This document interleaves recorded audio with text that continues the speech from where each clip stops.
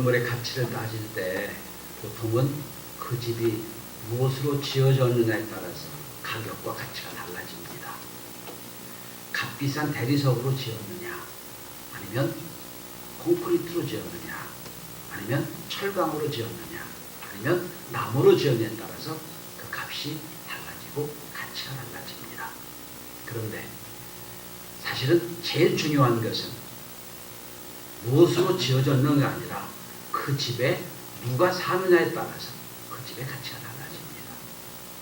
초호화 현대식으로 건물을 지어놓고 그 집이 죄 지은 사람을 가둬놓는 곳이라면 그건 교도소에 불과할 겁니다. 그런데 곧 쓰러져 갈 것 같은 초가집이라고 해도 그 집에 왕이 사는 곳이라면 그 집은 왕궁이 됩니다. 누가 사느냐에 따라서 그 집의 가치가 달라집니다. 저는 여러분의 집이 어떤 집이든지 좋든지 나쁘든지 간에 여러분 집에 예수 그리스도가 주인이 되셔서 여러분 집이 하늘나라의 놀라운 축복을 받는 집들이 될 수 있게 되길 바랍니다. 성경에는 예수님이 의도적으로 먼저 찾아가신 가정은 별로 없습니다. 몇 가정밖에 안 됩니다. 대개는 그 사람들이 예수님을 초청해서 간 집이 많이 소개되고 있습니다. 마리아의 집이라든지 백부장의 집이라든지 오늘 본문에 야이로 집같이 예수님을 초청했던 집들이 많이 나와요. 그런데 초청했던 집들의 공통적인 특징이 하나 있습니다. 예수님을 초청한 집은 첫째는 그 집이 어떤 문제가 있든지 그 문제가 해결됐다는 공통점이 있습니다. 왜냐? 그 집이 어떤 집이든지 간에 그 집이 예수님이 가시기 때문에 그 집이 천국의 집이 되기 때문에 문제가 해결되는 겁니다. 또 한 가지는 그래서 그 집에 은혜가 충만해집니다. 오늘 본문은 회당장 야이로 집에 예수님 초청받아 가신 사건을 기록하고 있습니다. 야이로 집에 초청을 받아 가셨어요. 그런데 가서 무슨 문제를 해결했냐면 그 야이로의 12살 먹은 딸이 귀신 들려 죽어가고 있기 때문에 초청을 했고 가신 즉시 그 12살 먹은 아이가 살아납니다. 그리고 온 가족이 은혜가 충만한 가정이 됩니다. 저는 봄에 축복 대신방을 앞에 놓고 우리 모든 가정 말씀을 들고 찾아간 여러분의 가정마다 야이로의 가정처럼 하나님의 놀라운 축복의 역사 있게 되길 바라고 따라서 은혜가 충만한 가정들이 다 될 수 있게 되길 바랍니다. 뿐만 아니라 가정을 찾아가기도 하지만 사업장을 찾아가서 예배드리기도 할 겁니다. 여러분의 사업장이 예수 그리스도를 모시고 말씀과 은혜를 모시는 기업직이 되어서 올 한 해 넘치는 축복과 은혜가 있게 되길 간절히 소원합니다. 저는 오늘 본문을 통해서 도대체 야이로의 집에 어떻게 이런 놀라운 축복과 은혜의 역사가 있었느냐 그 말씀을 함께 생각해보면서 오늘 우리 교회 성도들의 기업과 또한 가정과 우리 교회 성도들의 삶의 자리에 이런 놀라운 축복과 은혜가 있기를 바랍니다. 첫째로 오늘 이 야이로는 주인공 야이로는 예수님을 간절히 초청했다는 사실입니다. 오늘 본문의 이 주인공의 이름이 야이로예요. 그리고 성경은 이렇게 말합니다. 회당장이었다라고 말합니다. 그러니까 회당장 야이로라고 얘기하지요. 근데 여기 회당은 뭐냐면 로마 시대에 성전은 예루살렘 한 곳밖에 없잖아요. 그러니까 지역에 예배드릴 사람들 예배드릴 장소가 없어서 이제 지역마다 예배당을 대신해서 만들어 놓은 회당이에요. 대개 그래서 처음에 이 회당은 시나고그라고 헬라어로 번역되는 곳이 그런 건물인데 대개는 예배 제사를 드리고 말씀을 공부하는 예배당의 역할을 했습니다. 시간이 좀 흘러서 회당은 예배당뿐 아니라 학교의 역할도 했습니다. 거기서 토라를 배우고 교육이 일어난 곳이 되게 됐습니다. 그리고 더 시간이 걸리면 나중에 거기서 재판까지 이루어집니다. 이스라엘 백성들이 로마에 가서 재판을 받기 전에 같은 민족이니까 이스라엘 백성들이 회당에 와서 회당장에서 회당장이나 장로에게 재판을 받는 일이 있었습니다. 그래서 이제 재판도 예과를 감당했습니다. 그러니까 회당장이라는 종교적인 지도자예요. 행정의 책임자예요. 거기다 재판까지 하는 상당히 권위가 있고 상당히 지위가 있는 역할을 했던 것이 회당장입니다. 이 사람 이름이 야이로라는 거예요. 이렇게 신분이 높고 권위가 있는 사람이 예수님을 찾아왔다는 것도 놀라운 일이지만 더 중요한 것은 찾아와서 오늘 23절에 보시면 그냥 찾아와서 우리 집을 우리 오십시오라고 부탁하는 것이 아니라 성경은 이렇게 기록하고 있습니다. 발 아래 엎드렸다. 간곡히 부탁했다. 이 단어가 나옵니다. 여러분, 발 아래 엎드렸다. 이 말은 성경에 3번 나옵니다. 이 원어는 이렇게 됩니다. 이제 로마 시대의 로마 장군들이 이제 황제 명령을 받고 출장지로 떠날 때, 전쟁을 나갈 때 내 모든 것이 황제 것이라고 해서 두 발과 손을 쫙 펴고 엎드리는 인사법이에요. 그게 발 아래 엎드렸다는 뜻이에요. 그러니까 자기가 할 수 있는 최고의 겸손의 모습으로 주님께 와서 인사하고 두 번째로 간절히 구했다는 겁니다. 한 번만 지나가는 투로 우리 집에 오십시오 이게 아니고 간절한 마음으로 우리 집에 오시기를 초청했다는 거예요. 여러분, 사회적인 신분과 종교적인 위치가 있는 사람이 예수를 찾아와서 이렇게 한다는 것이 신기합니다. 당시 예수는 예언자로 인정받긴 했지만 아직은 공인되지 못한, 한쪽 편에서 이단이고 한쪽 편에서는 자로 여러 말이 나오는 그런 위치의 예수였기 때문에 지위가 있고 권위가 있는 회당장이 와서 예수 옆에 엎드렸다. 이건 놀라운 일입니다. 그런데 회당장이 이렇게 예수를 찾아와서 간절히 간구하고 부탁할 수밖에 없는 이유는 회당장의 딸이 12살 먹은 딸이 귀신을 죽어가기 때문이에요. 소문을 들으니까 예수님이 오시면 어떤 문제가 해결되니까 예수님을 찾아와서 부탁하는 거예요. 여러분, 여러분들이 어려서부터 어머니, 아버지의 신앙의 뒤를 이어서 교회를 다니는 분들이라면 별 느낌이 없을 거예요. 근데 대개 인생의 중년에 또한 인생의 어려운 때 교회에 오신 분들이 많아요. 이거 해결할 수 없는 문제이기 때문에. 그렇다면 다시는 때로 우리 인생에 온 여러 가지 환난과 인생의 어려움과 역경은 옛날 청교도들이 고통은 변형된 축복이라는 걸 다시 한번 깨달을 수 있습니다. 이 자리에 여기 계신 여러분도 어떤 분들 중에는 인생의 곤고함이 없이는 교회 눈도 안 쳐다볼 그런 분도 있을 거예요. 그런데 그들이 인생의 역경을 만나 잡혀왔거든요. 오늘 회당장 야이로가 만약에 전혀 문제가 없다면 예수는 보지도 않았던 사람이에요. 근데 인생 문제를 만나니까 찾아와 간절히 간구하고 기도했다. 우리 집에 좀 오시기 바랍니다. 제발 선생님 내 딸 좀 살려주시고 내 딸 어떻게 좀 해주시기 바랍니다. 어떻게 방법이 없습니다. 라고 안타까워 애원하는 이 아버지의 모습이 눈에 서랍니다.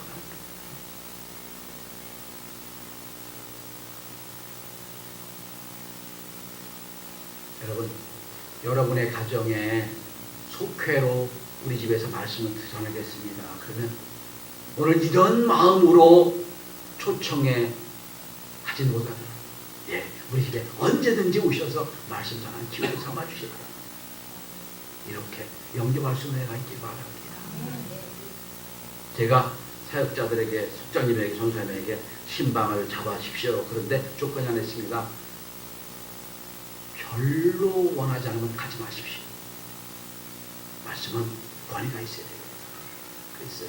물론 처음 나온 성도들은 제가 건면해서 신방하자고 합니다만 교회 1년 2년 다니시고 신앙이 뭔지 아는 분들은 제가 그렇게 애걸하지 말라고. 왜? 축복이 가는데, 은혜가 가는데 받아들이지 않으면 의미가 없거든요. 자, 오늘 야이로는 예수님의 찾아와서 간절한 마음으로 초청했습니다. 이게 복의 시작이 된 겁니다.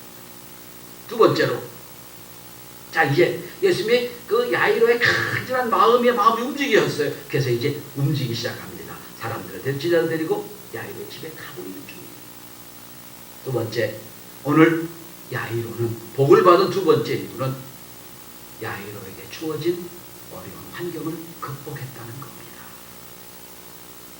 자, 이제 예수님과 야이로가 이제 기쁜 마음으로 이제 빨리 가서 딸을 고쳐야 되기 때문에 함께 길을 걸어 야이로 집에 갑니다. 그런데 가는 도중에 예기치 못한 문제가 두 개가 생겼어요. 첫 번째 문제가 생깁니다.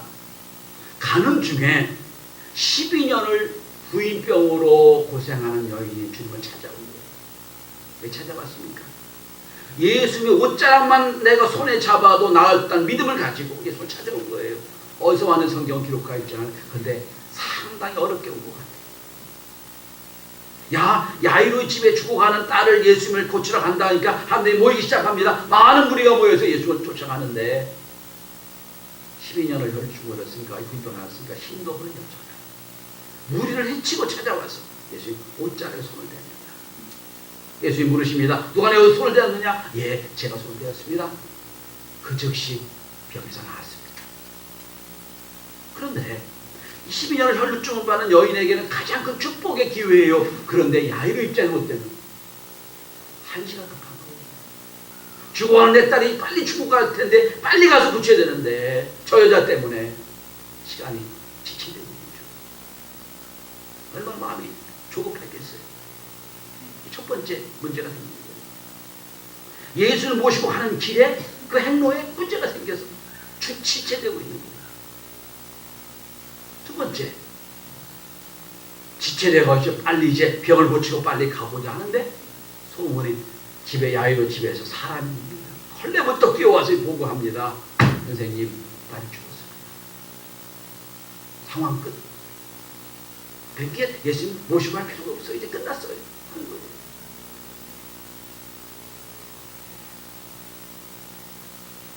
더 이상 예수님 고생시키지 마시기 바랍니다. 갈 필요가 없어요. 아니, 죽어간다 그러면 소망이 있으니까 모시고 가겠지만 이미 죽었다는데 방법이 없잖아요. 절망의 환경이 생깁니다. 하나는 시간이 딜레이 되고 두 번째 절망이 생깁니다. 자, 그런데 오늘 이 야이로는 이 절망적인 환경을 넘어섭니다. 아마 우리 성도들이 이런 경험을 참 많이 해요. 예를 들어 봅시다. 열심히 기도하고 열심히 구해가지고 한 영혼을 전도했어요. 그리고 약속을 했어요. 이번 주 우리 교회 오기로 약속을 했어요. 근데 여러분 참 놀라운 건 꼭 그 약속한 주일에 1년에 한 번도 안 오시는 시어머니가 오신다고 연락이 왔어요. 이상한 일이에요. 아니, 그럼 건강한 아이가 그 새벽에 또 위급한 일을 만나서 병원으로 가요. 응급실에 실려갑니다. 있을 수 없는 일이 벌어진 거예요. 한 번도 그런 일이 없는데. 이게 야이로에 온 상황과 똑같은 상황이에요. 그날 주님을 모시고 가야 되는데, 만나야 되는데 꼭 중간에 문제가 생겨요. 아마 여러분 다 그런 경험이 있을 거예요.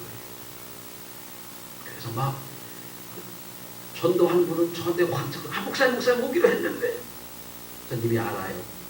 그거 쉬운 거 아닙니다. 더 기도해야 됩니다. 그렇지요. 여러분, 근데 왜 예수님은, 왜 하나님은 이렇게 야이로의 갈급하고 긴급한 상황을 아시면서도 이 두 가지 사건을 허락하셨을까요? 이유가 있다고 생각을 합니다. 첫째는 하나님께서는 야이로의 신앙에도 확신을 주시고 중간에 12년을 알았던 여자 이야기를 적지 않았습니다. 봐라. 12년을 부인병을 알아서 아무런 고치 상황이었지만 그 믿음이 예수님의 온만 손을 대도 난다는 믿음이 있으니까 낫지 않았느냐. 너도 나를 데리고 가면 낫는다. 확신 주신 것 같아요. 두 번째는 하나님이 야곱의 신앙을 테스트하는 것 같아요. 이래도 절망인데도 믿을 수 있겠느냐. 상황은 끝났다. 죽어가는 아이가 아니고 이미 죽었다고 하는데 그래도 나를 데리고 가겠느냐. 그런데 여러분, 세 번째로 오늘 야이로는 이 고비를 넘어섭니다. 세 번째, 오늘 야이로는 믿음으로 이걸 극복해냅니다. 여러분 오늘 본문에 36절을 한번 보시기 바랍니다. 사람들이 와서 나 야이로의 딸이 죽었다는 소식을 딱 얘기합니다. 상황이 끝났다고 얘기합니다. 그때 예수님이 말씀하십니다. 예수께서 그 하는 말을 곁에서 들으시고 회당장에게 이르시되 두려워하지 말고 믿기만 하라. 두려워하지 말고 믿기만 하라. 한번 따라해 보실까요? 두려워하지 말고 믿기만 하라. 절망의 상황이 왔어요. 그런데 예수님은 그 회당장에게 믿음을 주십니다. 두려워하지 말고 믿기만 해라. 믿음으로 함께 나아가자 말씀하십니다. 믿음으로 함께 나아가자.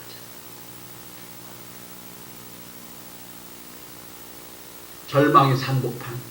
주님만 모시고 가면 해결될 것 같아서 주님 모시러 왔고 칼칼전한 기도로 주님을 모시고 초청하고 가는 길에 상황이 변화됐고 그리고 죽었다고 끝났다고 산 상황에 회당장은 흔들립니다.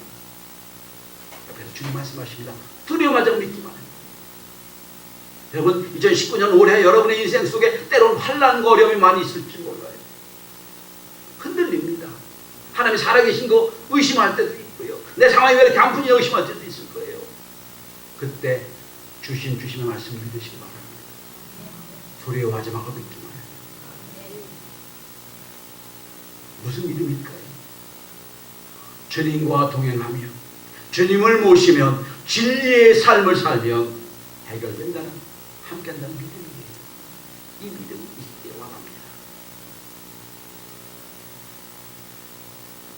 누가복음에 보면 기도에 관한 말씀이 많이 나오는데 18장에 보시면 억울한 일을 당한 여인이 이야기가 나와요. 아주 그 못된 관리를 만나가지고 아무리 애를 쓰고 노력을 해도 해결 안 되는 이 상황을 만나 예수님 비유를 드십니다. 그러면서 우리가 잘 아는 아주 유명한 기도 내용이 나오지요. 찾으라, 구하라, 두드리라. 말씀이 나옵니다. 그런데 우리말 번역 하나 빠진 게 하나 있어요. 계속 구하라, 계속 찾으라, 계속 두드리라. 오늘 본문에 여기 믿기만 하라 이 말이 현재형입니다. 그러니까 지금 믿으라는 거예요. 계속 믿기만 해라. 여러분, 저와 여러분의 올 한 해 인생 속에 하나님이 주시는 이 음성을 들으시기 바랍니다. 계속 믿기만 해라. 상황이 종료됐어요. 상황이 해결되지 못한 상황일지라도 계속 믿기만 해라. 믿기만 해라. 역사가 일어날 것이다. 자, 마지막 네 번째입니다. 주님을 간절히 초청했습니다. 환경을 극복했어요. 그리고 절망 환경에서도 주님과 함께 손을 잡고 다시 문제를 향하여 갑니다. 이미 숨이 멎어버린 12살 먹은 계집애한테 왔습니다. 어떤 약품을 가지고 간 것도 아니에요. 의료 장비를 가지고 간 것도 아니고 이미 끝났으니까. 주님은 그 12회를 먹은 여자아이, 귀신 들려 죽은 아이 옆에 딱 서십니다. 서셔서 손을 잡고 오늘 선언하십니다. 달리라고. 오늘 본문을 조금 현미경처럼 좀 자세히 들여보기를 원합니다. 죽은 것은 부정한 겁니다. 부정한 건 만지면 부정해져요. 그래서 부정한 만지면 안 돼요. 예수 부정한 점 만지면 안 됩니다. 거룩한 분위기가 부정해지면 안 되거든요. 근데 예수님이 손을 잡아 일으키십니다. 그 죽은 아이의 부정함을 담당하시는 거예요. 부정함을 담당하십니다. 그리고 말씀하십니다. 달리라고.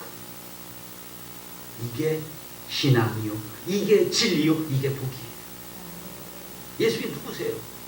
우리의 모든 죄를 십자가에서 대신 담당하신 거 아니에요? 우리의 부정을 주님이 십자가 담당하셨어요. 그리고 우리가 십자가를 믿음으로 우리가 죄인에서 의인이 되는 거예요. 이 여자아이, 죽은 아이의 손을 잡아 일으킵니다. 일으키며 말씀하십니다. 달리라. 오늘 이 집의 문제 해결은 무슨 주님의 집에 특별한 은총이 있는 게 아니라 말씀을 선언했다는 거예요. 우리가 문제 해결되고 여러분 가정과 우리 가정의 복을 받으려면 생명의 말씀을 들어야 됩니다. 생명의 말씀. 달리다 보면 달리다 보면 아람어입니다. 당시 서민들이 썼던 말이 아람어라고 그래요. 예수님도 아람어로 말씀하신 것 같아요. 달리다. 이건 작은 이런 뜻입니다. 어리를. little girl, little boy 할 때 작은. 그리고 굶나라는 원어인데 일어나라 이런 뜻입니다. stand up 이런 뜻입니다. 그러니까 작은 애여 일어나라 하는 겁니다. 여러분, 이 특별히 그 아이들을 데리고 있는 부모님들은 우리 아이들이 아침에 일어나기 참 어려운 걸 하실 거예요. 그렇게 깨기 힘들죠. 그런데 이렇게 해야죠. 얘야 일어나라. 흔들며 얘기합니다. 일어나라. 똑같은 얘기예요. 일어나라. 얘야 일어나. 시간 됐어. 이게 달리다. 일어나라. 달리다. 마치 예수님은 죽은 게 아니라 잠자는 자처럼 깨우시는 거예요. 왜 그러느냐? 이유가 나옵니다. 여러분. 본문에 39절을 보세요. 예수님이 막 그 집에 가니까 사람들이 난리가 났어요. 죽었다고 떠들고 막 울고 난리가 났어요. 죽었으니까. 예수님 말씀하면서 죽은 게 아니라 잔다. 사람들이 비웃어요. 오늘 성도 여러분, 성경에 죽은 것을 잔다고 표현합니다. 왜 그럴까요? 우리가 주님 오시는 날 다 부활할 거 아니에요? 그러니까 잠시 자는 거예요. 영적으로 죽은 건 지옥으로 가는 거 죽은다고 하는 거예요. 우리 다 자는 거예요. 그래서 성경은 얘기합니다. 주 안에 자는 자는 복되다. 다 잠자는 거예요. 그러니까 잠자는 아이니까 깨우는 거예요. 가서 달리다 보면 깨우는 거예요.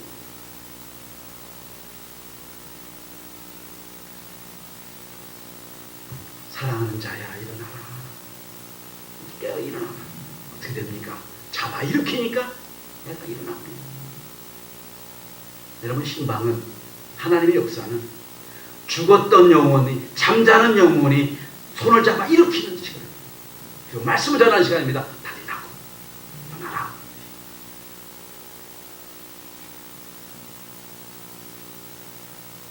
다시 일어설 기력이 없이 죽어버린 영혼들, 절망 속에 죽은 영혼들 찾아오셔서 손을 잡아 일으키는 시간이에요. 달리라고 일어나라. 우리 똑같은 사건을 저 지난 작년 2월달에 말씀드렸어요. 어떤 사건입니까? 베드로의 장모가 누워 있어요. 절망 중에 누워 있습니다. 가셔서 손을 잡아 일으키십니다. 일어나라. 그때 일어났어요. 그리고 그는 수종드는 자가 됐습니다. 똑같은 거예요. 여러분, 진정한 축복은 하나님의 음성을 듣는 겁니다. 요한복음 5장 25절에 보면 너무 귀한 말씀이 나와요. 진실로 진실로 너희에게 이르노니 죽은 자들이 하나님의 아들의 음성을 들을 때가 오나니 이 때라 듣는 자는 살아나리라. 함께 해볼까요? 듣는 자는 살아나리라. 이게 역사예요. 죽었어요. 못 들을 것 같아요. 근데 주님 그걸 선언하십니다. 달리다고. 죽은 자가 들었어요. 살아납니다.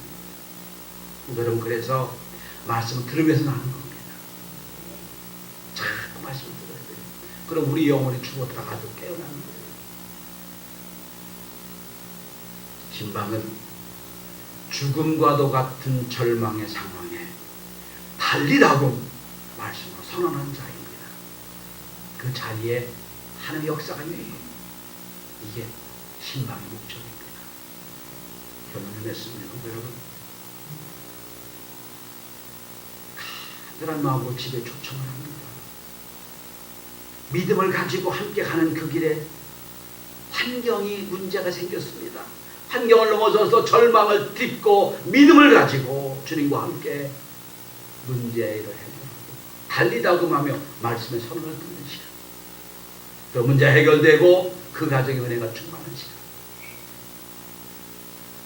새해를 시작하는 이 정오를 막 이 연초를 지난 이 2월에 저한테 보고된 게 53가정 신방한다고 돼 있어요. 가정마다 달리다금하며 말씀을 선언할 때 일어나고 복을 받는 놀라운 역사가 있게 되기를 주의 이름으로 축원합니다.